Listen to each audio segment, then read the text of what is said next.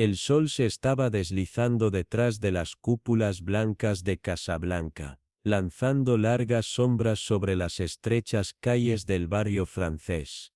El humo se acurrucaba desde las chimeneas de las azoteas, y el olor a carbón y cardamomo se aferraba al aire de la tarde. A las 6, un hombre llamado Edwin Carmichael entró en el Café Muet, un modesto establecimiento ubicado cerca del puerto, conocido por su café amargo, y por secretos aún más oscuros. Hastings dijo, con tono reflexivo, 3 personas. Una traición, todas ellas atadas por la misma cicatriz, pero solo uno de ellos tuvo el alcance, y la desesperación para silenciar a Carmichael. Asentí, pero no dije nada. Afuera un auto negro rodó lentamente por la calle estrecha. En la azotea frente a la nuestra, una figura se mantenía inmóvil, observando. El aire estaba lleno de anticipación. Tono contenido, tenso. El juego, como dijo una vez Poirot, había comenzado. La luz de la mañana sobre Casablanca se filtró a través de una bruma aburrida y gris, como si el cielo en sí mismo llorara algo enterrado. Hercule Poirot y yo salimos a pie. Nuestro destino, un rincón olvidado de la vieja Medina, donde los secretos a menudo se cambian por silencio, y los recuerdos venían envueltos en especias y humo. En el centro de esta devanadora red de callejones, se encontraba una modesta tienda de antigüedades, con escritura árabe desvaída sobre su puerta. Su propietario era un hombre llamado Ahmed Ben Hassan, conocido por aquellos en ciertos círculos de inteligencia como un proveedor discreto de información, valiosos y a un precio adecuado. Nos saludó con cortesía cautelosa, paseando por estantes repletos de libros antiguos, brújulas rotas y linternas con costras de polvo. Poirot mencionó el nombre de Edwin Carmichael, y el cambio en el comportamiento del viejo fue inmediato. Nos indicó que lo siguiéramos a una habitación trasera, estrecha, bordeada de cojines y mesas bajas de latón. Un hombre problemático ese, dijo Ben Hassan, estableciéndose cuidadosamente. Vino aquí a menudo en estas últimas semanas, siempre mirando por encima del hombro, siempre preguntando si alguien había estado preguntando por él. Poirot se inclinó hacia adelante, dijo por qué. El comerciante asintió lentamente, dijo que algo de su pasado había regresado para encontrarlo. Algo que debería haberse quedado enterrado. Voz sombría, hizo una pausa, su expresión oscureciéndose. Mencionó una traición durante la primera parte de la guerra, algo sobre una operación fallida en Francia. Muchos murieron, dijo, debido a alguien en quien alguna vez confió. Esa palabra nuevamente traición, tono grave, se hacía eco por el aire de la ciudad, a través de cada ventaja que perseguimos, cada sombra que examinamos. Agradecimos a Ben Hassan y regresamos a las calles, donde Poirot caminó en silencio por algún tiempo antes de hablar. Considere Hastings, dijo suavemente, 3 personas conectadas por la guerra, por secreto, por arrepentimiento, pero también por algo más, algo que Carmichael temía lo suficiente como para sacar a la luz antes de que lo destruyera. Pausa. Reflexiva. Esa noche, nuestro camino nos llevó al Café Mo una vez más. Esta vez, no como clientes, sino como investigador. El propietario, un francés rotundo llamado Henri Dubois, no relacionado con el inspector, nos recibió con cautela y nos llevó a una habitación trasera privada. Habló libremente de Iete Marot, una cantante de gran belleza, sí, dijo, pero también una gran tristeza. Ella vino aquí sola hace casi 2 años de Lyon, su familia, activa en la resistencia, todos muertos ahora, excepto ella. Poirot levantó una ceja, ¿y su hermano? El hombre dudó. Marcel Marot, parte de una red de resistencia que fue capturada dicen que alguien los delató a los alemanes. Fue ejecutado. ¿Y Carmichael? Preguntó Poirot. Él lo sabía, o creía que lo sabía, pero ella nunca perdonó. Salimos del café cuando la última luz sangraba al mar. Nuestra siguiente parada fue la oficina de registros militares, donde a través de consultas tranquilas, Poirot descubrió más detalles sobre el pasado del capitán. Al final, resultó que Lior había sido el oficial de inteligencia francés, responsable de coordinar la operación de resistencia en Lyon, que había fallado tan desastrosamente. Había escapado según los informes, por pura suerte, cruzando a Suiza horas antes de que la red fuera capturada. Algunos lo llamaron providencia, dijo un coronel retirado que cuestionamos más tarde en un bar del puerto. Otros lo llamaron conveniencia. Tono crítico, el hermano de Yette, el escape de Lior, la creciente paranoia de Carmichael, y aún así, el barón. Nuestras consultas sobre la historia de Klaus von Seckendorf revelaron un tercer hilo. Había estado en contacto con la inteligencia británica durante los primeros años de guerra, alimentándoles información sobre los movimientos nazis. Afirmó haber advertido a los aliados sobre la infiltración de las redes francesas. Su advertencia llegó demasiado tarde para Lyon, pero evitó más desastres. Sin embargo, incluso aquí, la confianza era una moneda escasa. ¿El barón estaba jugando a ambos lados? ¿Fue engañado o engañoso? Pausa. Cuando regresamos a nuestro hotel, las revelaciones del día pesadas. Poirot se paró en el balcón, mirando las luces parpadeantes del zoco muy por debajo. Hastings, dijo al fin, 3 sospechosos, 3 historias. Todas plausibles, todo moldeado por la pérdida. Pero hay algo que comparten, algo más profundo que el motivo. ¿Qué es eso? Pregunté con curiosidad creciente. Miedo, respondió Poirot. No de ser atrapados sino de ser expuestos, por lo que hicieron o por lo que no pudieron hacer. Tono bajo revelador. Y en ese momento lo entendí. No estábamos simplemente persiguiendo a un asesino. Estábamos navegando por un laberinto de culpa, y cuanto más profundo fuimos, más difícil se volvió distinguir justicia de venganza y la memoria del engaño. Tono solemne. Casablanca mantenía sus secretos cerca, pero Poirot, me di cuenta, se estaba acercando a la verdad. Las pequeñas células grises comenzaban a organizar el caos en orden. Y la tormenta temía, acababa de comenzar. La mañana después de nuestras exhaustivas consultas trajo consigo un silencio opresivo, el tipo de silencio que uno siente, en lugar de escuchar pesado, atento, casi sensible. Los cielos de Casablanca se silenciaron en gris pizarra, y el mercado se despertó en ritmos lentos y reacios. Sin embargo, a pesar de todo su ruido y bullicio, había una tensión en el aire, un endurecimiento de las cuerdas que solo Hércules Poirot parecía poder escuchar por completo. Apenas habíamos terminado el desayuno, cuando el inspector Dubois llegó a nuestro hotel, su sombrero escondido debajo de un brazo, y su frente fruncida, con preocupación muy llena. Pausa cargada de expectación. Ha habido otro desarrollo, dijo sin ceremonia. Un ataque. Mademoiselle Marot fue agredida en el callejón detrás de su departamento anoche. Mi respiración se detuvo. ¿Está ella? Se recuperará, dijo Dubois, levantando una mano. Una herida de cuchillo ligera, más destinada a asustar que a matar, pero ella insiste en que no era un ladrón común. La cara de Poirot se quedó muy quieta. Entonces el asesino se desespera, murmuró. Y un hombre desesperado, inspector, es un hombre cercano a ser desenmascarado.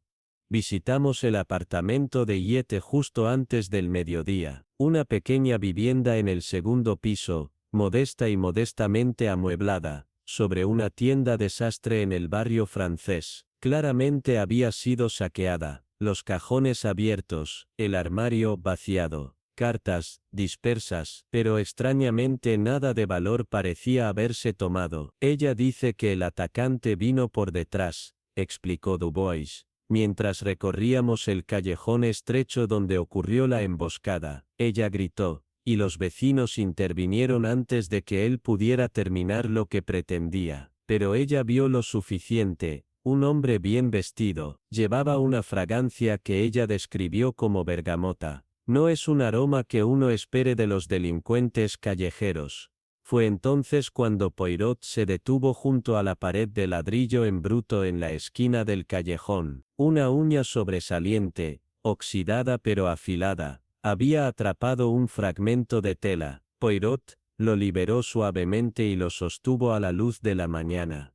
Lana, dijo suavemente, gris carbón, administrada, cara. ¿Lo reconoces? Pregunté. Reconozco a su dueño, respondió, deslizándolo en un sobre, aunque todavía no por su nombre. Esa tarde el inspector Dubois regresó con algo inesperado, una fotografía desgarrada encontrada entre los efectos personales de Carmichael. Un grupo de hombres con vestimenta civil, de pie ante lo que parecía una estación de ferrocarril. 3 rostros parcialmente visibles, uno inconfundiblemente Carmichael en sus días de juventud, el segundo, tachado crudamente con pluma, el tercero, una sorprendente semejanza con el capitán Layer.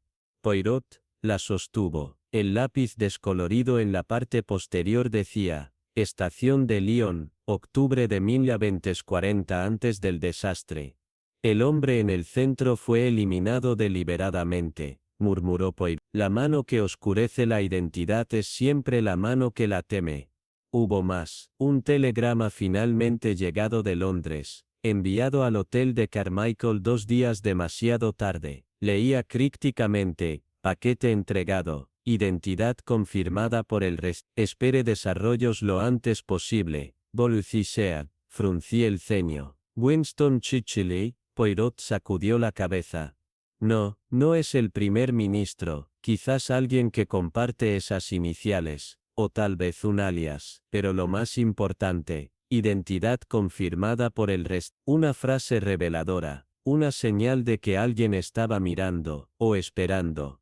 Esa noche cuando el sol moría lentamente en el Atlántico, Poirot y yo volvimos a nuestra mesa de la esquina en el Café Mo. Las pistas del día permanecían entre nosotros como el vapor de la pequeña tetera de menta. ¿Sigues sospechando de Mademoiselle Marot?, pregunté. Poirot bebió.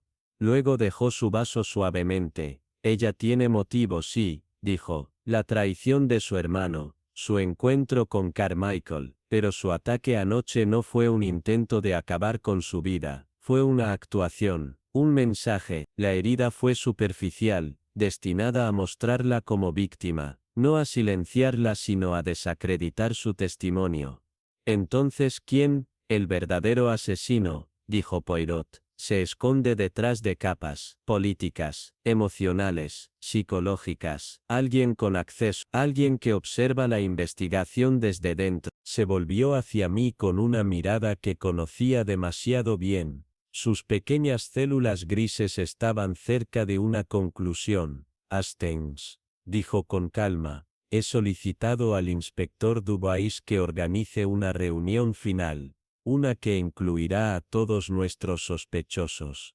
Mañana por la noche, aquí, en esta misma mesa, ha llegado el momento de iluminar la verdad, y una vez que esté iluminada, no quedará nada donde esconderse. Esa noche, me quedé despierto escuchando los sonidos distantes de la ciudad, los vendedores llamando en la niebla, un perro ladrando en la oscuridad invisible, el lento arrastre de pies. En algún lugar, un asesino caminaba libre, creyendo que su secreto aún era seguro. Pero mañana, Poirot hablaría, y las sombras no tendrían más remedio que responder. La noche descendió como una cortina de terciopelo sobre Casablanca, suavizando los bordes afilados de los edificios blancos y lanzando sombras largas y temblorosas por las estrechas calles del barrio europeo. El Café Mo, con sus linternas parpadeantes y su zumbido de conversaciones en francés, árabe e inglés, estaba inusualmente tranquilo.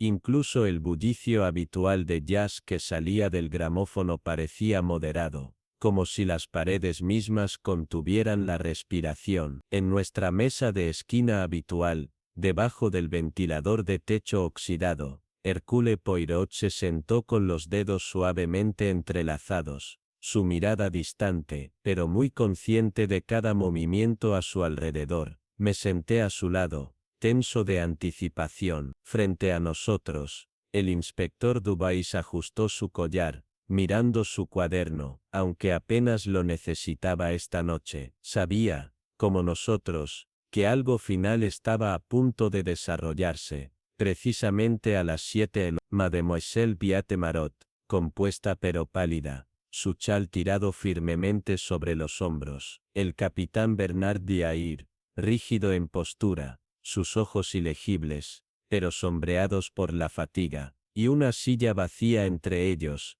la que debería haber pertenecido al barón Klaus von Seckendorf. Poirot esperó hasta que se sirvieron las bebidas, luego se aclaró la garganta. Su voz estaba tranquila, pero llevaba consigo un peso que se presionaba contra cada pared.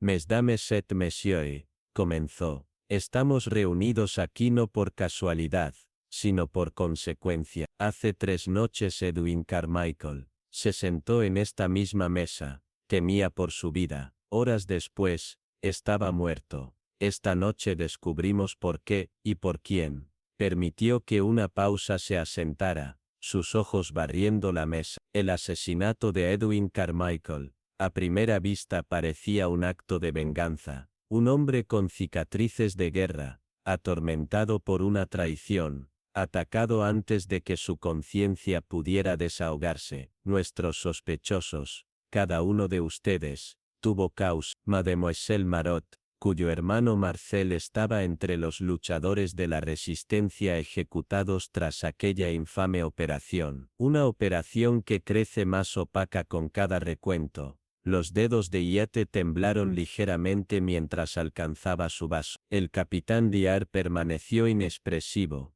Sus manos se doblaron en su regazo con precisión militar. Poirot continuó, suavemente pero con claridad inquebrantable. Comencemos con el ataque a Mademoiselle Marot, una herida de cuchillo, dramática pero no letal. El aroma de bergamota recordado. Un trozo de tela de lana costosa, dejado atrás. Al principio, parecía que casi se había convertido en la segunda víctima. Era para sembrar confianza, para desviar la atención. El inspector Dubais se inclinó hacia adelante, sus cejas alzadas. Luego tenemos la fotografía, dijo Poirot, levantándola cuidadosamente de su abrigo, encontrada en las pertenencias de Carmichael. Un grupo de hombres en la estación de Lyon. Octubre de 3 figuras visibles. El propio Carmichael, un hombre cuya cara se ha rayado, y otro inconfundiblemente el capitán Diair. Giró la foto hacia Lier. Estabas allí,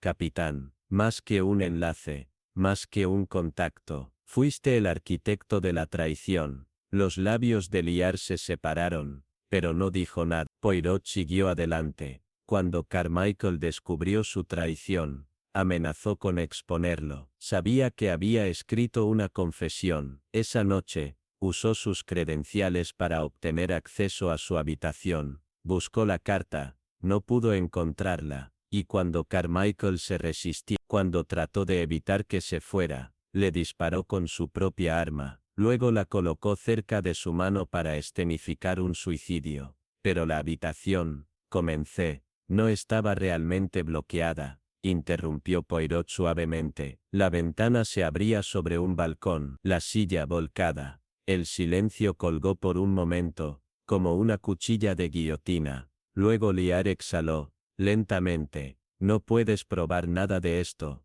La voz de Poirot no cambió. Ah, pero puedo. Tu uniforme ha sido reparado recientemente, en la manga izquierda, donde el fragmento rasgó, y aún más condenatorio. Llevas la carta de confesión en tu bolsillo interno, donde tu mano se desvía una y otra vez, como si fuera dibujada por la culpa. Dubois se puso de pie. Capitán Lair, dijo, con voz baja y estable, está usted bajo arresto por el asesinato de Edwin Carmichael y el intento de asesinato de Mademoiselle Marot.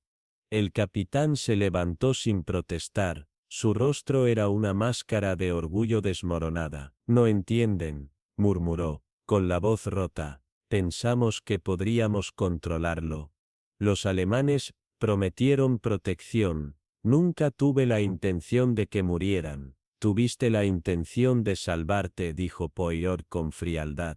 Y por eso 23 valientes hombres y mujeres murieron. Cuando Dubois lo llevó, el café reanudó su lento ritmo. Las copas tintinearon. Un saxofón distante se agitó a la vida. Pero en nuestra mesa, ninguno de nosotros se movió.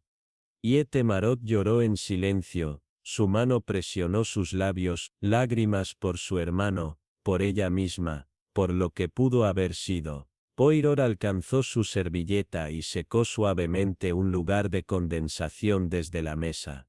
La verdad, dijo, como el agua, siempre encuentra su nivel, y en esa tranquila tarde en Casablanca, la verdad finalmente había salido a la superficie. La mañana después del arresto del capitán Lair, Casablanca se despertó bajo un cielo magullado con nubes tempranas.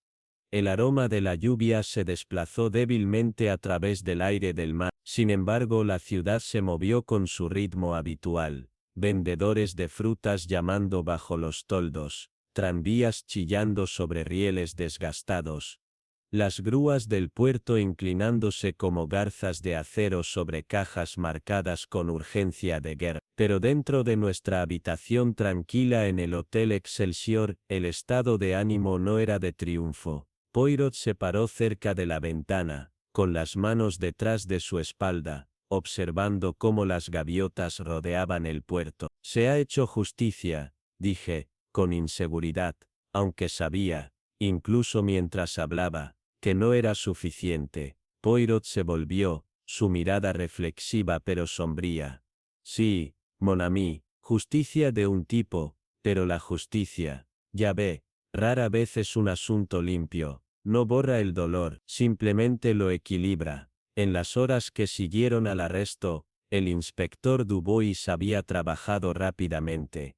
Lair había confesado, aunque en fragmentos, con el tono de un hombre atormentado desde hacía tiempo. La traición, insistió, había comenzado como una mala dirección estratégica, una esperanza de alimentar a los restos de los alemanes para proteger secretos más grandes, pero, como suele ocurrir con los hombres que se creen más inteligentes que la marea de los acontecimientos, había sido arrastrado por consecuencias que no podía controlar. Los alemanes habían querido pruebas, y él había entregado la red de Lyon en sus manos. 23 muertos, un testigo sobreviviente, Edwin Carmichael, que vivió lo suficiente para escribir una confesión, y ese era un riesgo que Lier no podía permitir. Lo que no había explicado, dijo Poirot, era la desesperación de un hombre cargado de conciencia. Carmichael no había tratado de publicar la carta ni de enviarla a Londres. Había venido en cambio al único hombre en quien pensó que podría confiar, Poirot. Y así, agregó Poirot, su acto final no fue de venganza sino de confianza. La carta de confesión, recuperada del bolsillo de la chaqueta de Lier, ahora estaba en manos de la inteligencia aliada. Contenía no solo los detalles de la traición de Lyon, sino también alarmantes indicios de infiltración más profunda en la cadena de mando aliada.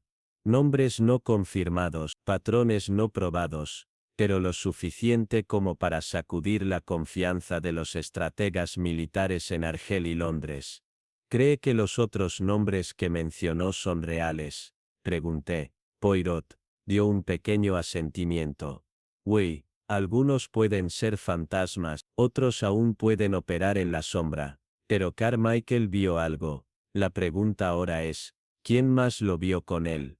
Más tarde ese día, visitamos a Iete Marot en su apartamento sobre la tienda del sastre. Nos saludó con una dignidad tranquila, aunque sus ojos estaban bordeados con el rojo de las noches de insomnio. La mujer que se había mantenido desafiante en Cafemo era ahora más suave, como si la carga de la venganza por fin se hubiera disuelto. Mi hermano dijo, su voz se quebró, me escribió una vez, desde un pueblo cerca de Lyon. Dijo que el hombre con el que trabajaba llevaba medallas, pero sin honor. Nunca supe a lo que quiso decir, hasta ahora. Poirot inclinó la cabeza ligeramente. Mademoiselle, tu coraje no ha pasado desapercibido. El camino que eliges a continuación, sabiendo que ya no se pesa por el silencio, ella nos dijo que pronto regresaría a Francia. La resistencia estaba cobrando impulso, y se le había pedido que ayudara en las comunicaciones. Al parecer, su entrenamiento como artista la convirtió en una mensajera ideal, adornos olvidables, levedad en una multitud, y lo suficientemente fuerte como para sobrevivir al peso de los susurros codificados. Ya no seré cazada, dijo simplemente. Esa noche mientras cenábamos en la terraza en la azotea del hotel, el viento llevaba el débil olor a canela y diésel de la Medina. Poirot comió en silencio por un tiempo, luego habló, casi distraídamente. Verá, Hastings, en la guerra, los hombres cometen crímenes en nombre de la causa, mienten para proteger el futuro, matan para defender la memoria, y al hacerlo se entierran debajo de los ideales que buscaban preservar. Asentí lentamente recordando la cara pálida de Carmichael en esa cama del hotel, la carta presionada en los pliegues de su abrigo, la desesperación en sus ojos. ¿Crees que Lahier lo lamenta?, pregunté.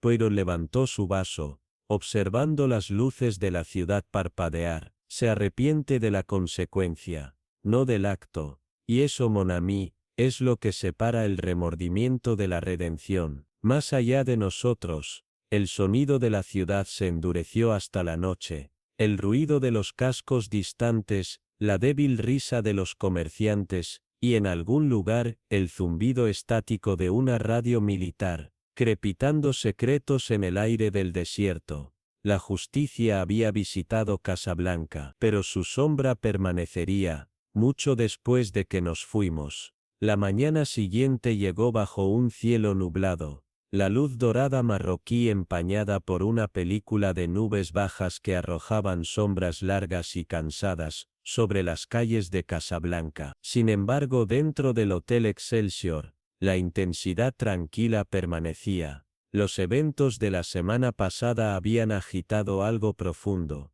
no solo en nosotros, sino en el alma de la ciudad, y Poirot, siempre en sintonía con tales temblores invisibles, se había levantado temprano. Ya lo encontré vestido tomando un café negro fuerte junto a la ventana, el periódico de la mañana sin abrir doblado a su lado. Hoy, Hastings, dijo sin girarse, hablamos no para descubrir el crimen, sino para comprender las razones que le permitieron respirar. Antes de que pudiera preguntar más, un golpe nos interrumpió. Era el inspector Dubois, rostro demacrado, bigote un poco menos preciso de lo habitual. Entró con una carpeta de Manila debajo de un brazo, y preocupación nublando su expresión. La carta de confesión, dijo sin preámbulo, ha abierto varias puertas, y no todas son cómodas. Colocó el archivo en la mesa. Poirot lo abrió lentamente,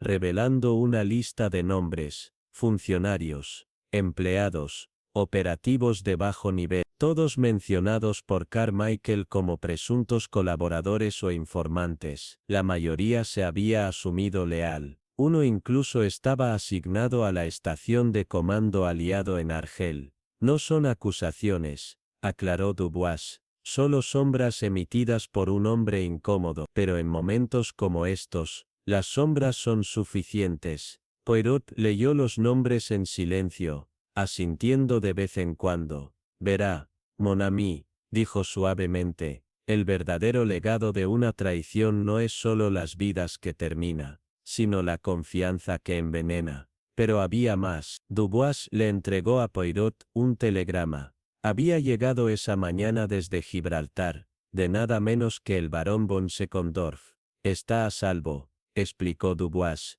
y muy vivo. Ha ofrecido plena cooperación con la inteligencia británica. Parece que su conocimiento de la infiltración alemana puede confirmar algo de lo que Carmichael temía. Poirot levantó una ceja. Entonces, el hombre más sospechoso puede ser el más valioso. Dubois asintió. Él cree que una unidad de contrainteligencia dentro del Abwehr puede haber estado monitoreando la resistencia a través de múltiples recortes, oficiales que parecían leales, pero fueron colocados estratégicamente para desinformar. Layer pudo haber sido solo uno de varios. Las implicaciones eran escalofriantes. Una traición ya había cobrado vidas, pero ¿cuántas más podrían estar persistiendo debajo de la superficie esperando atacar? Esa tarde Poirot y yo caminamos a través del antiguo barrio español, donde los volantes de resistencia ahora estaban pegados audazmente en las paredes, y las banderas aliadas revoloteaban de las ventanas, que una vez mantenían sus cortinas bien cerradas. La ciudad, al parecer, se había despertado de su largo temor, pero no estaba segura de si la luz del día traía alivio o revelación. Pasamos un café donde Yate Marot una vez actuó. Estaba cerrado ahora, sus ventanas oscuras. Poirot se detuvo en la puerta, apoyando una mano enguantada contra el marco como si sintiera algo invisible. Ella se ha ido, dijo, pero su eco permanece. Ya ve, Hastings. El coraje de una sola alma puede cambiar el equilibrio de una ciudad. Más tarde, de vuelta en el hotel, recibimos un visitante, el mayor McAllister, un enlace con la inteligencia británica, un hombre de vocales recortadas y ojos fríos. Había venido a discutir la carta de Carmike. Usted comprende, señor Poirot, dijo, esto no puede convertirse en una cuestión de registro público. Entiendo, respondió Poirot con calma, pero la verdad, monsieur, no siempre es leal al secreto. McAllister no sonrió. Ha causado muchas ondas. Debemos asegurarnos de que no se conviertan en olas. Después de que se fue, Poirot permaneció en silencio por largo rato.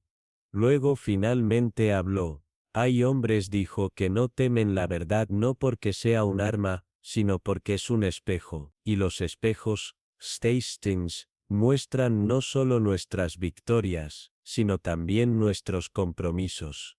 Esa noche finalmente llegó la lluvia, cayó suavemente sobre la Medina, lavando el polvo de las paredes y enfriando el aire. Desde nuestra ventana, la ciudad brilló como un sueño, frágil y fugaz. En algún lugar más allá de esos tejados, las vidas habían cambiado, algunas redimidas, otras condenadas, y sin embargo, el caso en sí estaba cerrado. El capitán Layer se enfrentaría a un tribunal, y Ete regresaría a las colinas de Francia, donde otros aún esperaban respuestas. La carta que Carmichael había escrito, los secretos que llevaba, serían disecados por hombres en oficinas altas, archivadas en cajones de acero, marcadas clasificadas, pero la mirada de Poirot permaneció en la calle. Ya ves, Hastings, dijo finalmente, con voz pausada, la verdad nunca está enterrada, solo está esperando, y Casablanca, ella recuerda,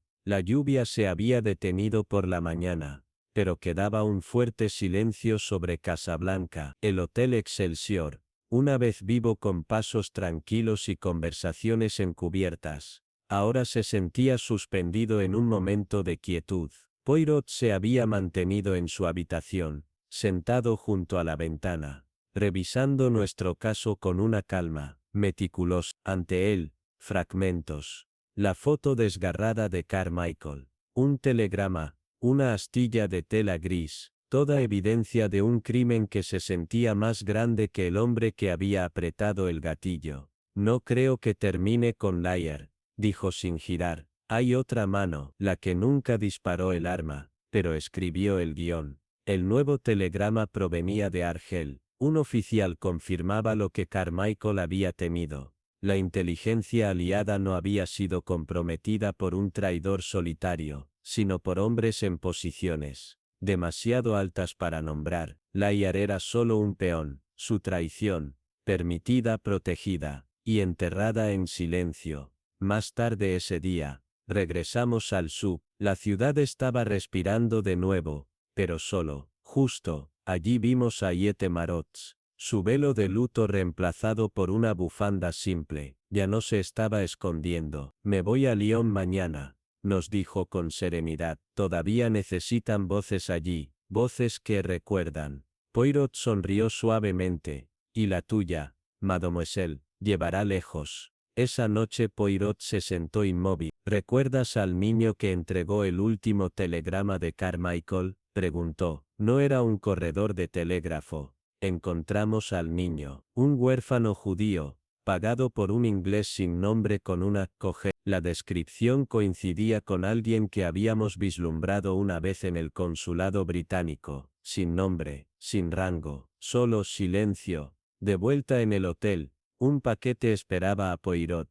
Dentro, un rey de ajedrez blanco, y una nota: ganaste este, pero los reyes también caen. Me pasó la pieza. Manténgalo, dijo en voz baja. Nos recuerda, la justicia no es un juego, pero alguien todavía juega. Casablanca se había vuelto callada, pero no limpia, aún no. La mañana siguiente llegó velada en una luz ligera, como si la ciudad misma tuviera secretos que era reacia a revelar. El Hotel Excelsior estaba más tranquilo de lo habitual. Los invitados hablaban en murmullos. El personal se movía con eficiencia silenciosa, y Poirot, siempre el primero en el elevador, ya estaba sentado en el vestíbulo, examinando algo en la mesa ante él. Cuando me acerqué, noté que no había café, ni periódico, solo un sobre, marcado con 3 letras rojo sangre.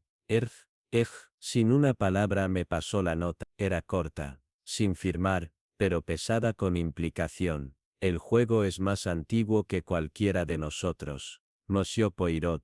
Carmichael nunca debía vivir, simplemente recordaba demasiado. El desierto no perdona a los hombres como él, o como yo. Poirot dobló la carta con ese meticuloso cuidado suyo. Luego se levantó y ajustó sus puños. Hoy Hastings, dijo en voz baja, vamos al consulado, pero no por la diplomacia. Un nombre más se ha dejado sin decir, un nombre que vive detrás de los zapatos pulidos y las mentiras pulidas. Llegamos al consulado británico con el pretexto de organizar nuestro viaje hacia Argel. Detrás de las bromas administrativas, Poirot tenía solo un hombre en mente, el señor Charles Redgrave, un oficial de enlace civil sin fin, educado, siempre ligeramente formal, caminaba con una leve cojera, llevaba trajes a medida en plena austeridad de guerra, y favorecía la colonia de Bergamota, el mismo aroma señalado en la escena del ataque a Aietemarot. Redgrave nos recibió en una oficina estrecha y escasamente decorada, las paredes, llenas de mapas obsoletos de Francia y el norte de África. Ofreció una sonrisa delgada, pero noté algo quebradizo debajo de la superficie, algo que no pertenecía a un burócrata simplemente haciendo su trabajo. Poirot no se molestó en la charla trivial. «¿Conociste a Carmichael?», dijo sin preámbulo. «¿Sabías lo que tenía la intención de exponer? Le enviaste la advertencia final, pero cuando no permaneció en silencio, recurriste al capitán Layer para terminar lo que habías comenzado». Redgrave parpadeó lentamente, sus ojos se estrecharon, y exhaló por la nariz, como si intentara suprimir la irritación y el miedo. «Tu imaginación», dijo finalmente, «es encomiable, pero te sugiero que seas cauteloso, Monsieur Poirot. Estas son aguas peligrosas». Poirot alcanzó el bolsillo de su abrigo y produjo la pequeña pieza de ajedrez de madera que Carmichael había dejado atrás. Colocó al rey suavemente en el borde del escritorio de Redgrave. «Carmichael no dejó copias sobrevivientes de su carta», dijo Poirot. «Pero yo hice 3. Una fue enviada a Londres esta mañana. La segunda va camino a Argel. Y la tercera descansa en silencio bajo el sol marroquí, en caso de que algo me suceda, o a mi asociado». Redgrave se quedó muy quieto. Luego lentamente se puso de pie y enderezó sus puños con precisión militar. «Has hecho tu elección», dijo rotundamente. «Y ahora, el juego se desarrollará, Monsieur Poirot. Dios nos ayude al resto de nosotros». Salimos del consulado sin más palabras. El aire se había calentado. El viento, más grueso. Una ráfaga transportaba polvo a través del bulevar, punzando los ojos. De vuelta en el hotel, Poirot se sentó junto a la ventana abierta, en silencio durante mucho tiempo, mirando el horizonte desenfocado por el calor. Hastings, dijo al fin, resolvimos el asesinato. Pero la maquinaria que lo impulsó, todavía gira. En algún lugar, otro Carmichael está siendo silenciado. En algún lugar, otra verdad se prepara para ser enterrada. Le pregunté si lamentaba algo. Levantó al rey de ajedrez en su mano, lo giró pensativamente, y murmuró, solo que los hombres como Redgrave, juegan mientras otros, sangran. Afuera el sol se estaba deslizando sobre el Atlántico. El viento del desierto regresó, enrollándose por los callejones de Casablanca, y detrás de las altas paredes del consulado, la habitación gris, donde el poder se viste en silencio, cubría su puerta. Una vez más, a la mañana siguiente, amaneció pálido y sin viento, la primera quietud que Casablanca había conocido, en días. Nuestro avión a Londres estaba listo en el aeródromo. Sus alas plateadas brillaban débilmente, debajo del cielo sin nubes.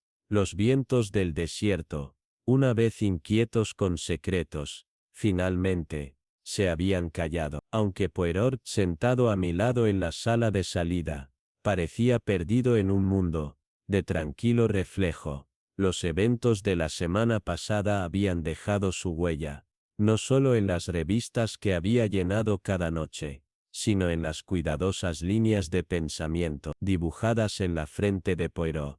El arresto del capitán Layer había sacudido a las autoridades locales, pero su confesión había ido aún más lejos, con notable claridad, y una desesperación que bordeaba la liberación, había dejado al descubierto sus elecciones, sus compromisos, y el camino lento y deliberado que lo había llevado de patriota a traidor. Su traición no había sido de ideología, sino de miedo y orgullo, tejidos hasta que se volvieron indistinguibles. Había intentado, afirmó, controlar el flujo de información a ambos lados, alimentando restos a los alemanes a cambio de promesas, de seguridad y clemencia. Pero al hacerlo, había condenado a docenas, tal vez más, hasta la muerte, incluidos aquellos que una vez habían confiado en él sin dudarlo.